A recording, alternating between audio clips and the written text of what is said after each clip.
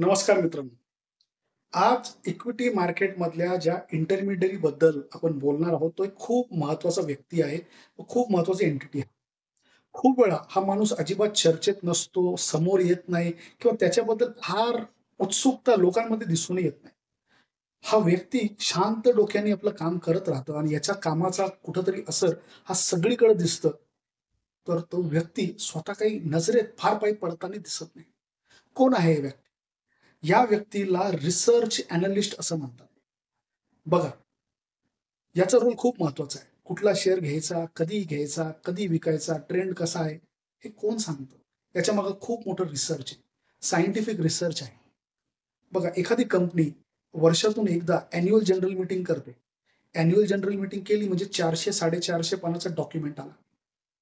4 quarterly meeting केल्या म्हणजे 20-20 पानं, 15-20 पानाचे त्यांचे क्वार्टरली रिपोर्ट्स आले, नंबर्स आले, त्याचं एनालिसिस आलं.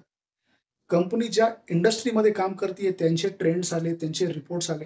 देशाच्या त्या इंडस्ट्रीबद्दल काय पॉलिसी आहे त्याचा ट्रेंड आला.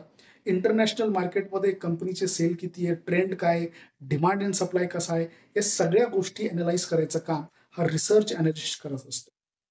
जेव्हा आपण म्हणतो, की हा एक रजिस्टर्ड इंटरमिडियरी आहे, तर निश्चितच त्याला सेबीकडनं रजिस्ट्रेशन घेणं हे बंधनकारक असतं. सेबीकडनं जेव्हा रजिस्ट्रेशन बंधनकारक आहे, म्हणजे निश्चितच त्याला काही प्रोफेशनल क्वालिफिकेशन पाहिजे. सेकंडरी त्यांनी एन-आय-एस-एमचे काही एक्झाम क्लिअर करायला पाहिजे आणि तिसरं महत्त्वाची गोष्ट म्हणजे त्यांनी सेबीकडे रजिस्ट्रेशन करायला पाहिजे. हा जो व्यक्ती असतो ना मित्रांनो, व्यक्ती किंवा एंटिटी, याला सगळे सेबीचे रूल्स फॉलो करावे लागतात. असे खूप व्यक्ती आहेत मार्केटमध्ये जे रजिस्ट्रेशन विना आपलं रिसर्च लोकांपर्यंत आणतात. पण ते रिसर्च किती खरं आहे, खोटं आहे, आपण काही बिलीव्ह करू शकत नाही. म्हणून सेबीकडे जे रजिस्टर्ड इंटरमिडियरीज आहेत, आजच्या परिस्थितीत फक्त 1201 रजिस्टर्ड इंटरमिडियरीज आहेत. त्याच्यात काही इंडिव्हिज्युअल आहेत, काही कंपन्या आहेत किंवा एंटिटीज आहेत.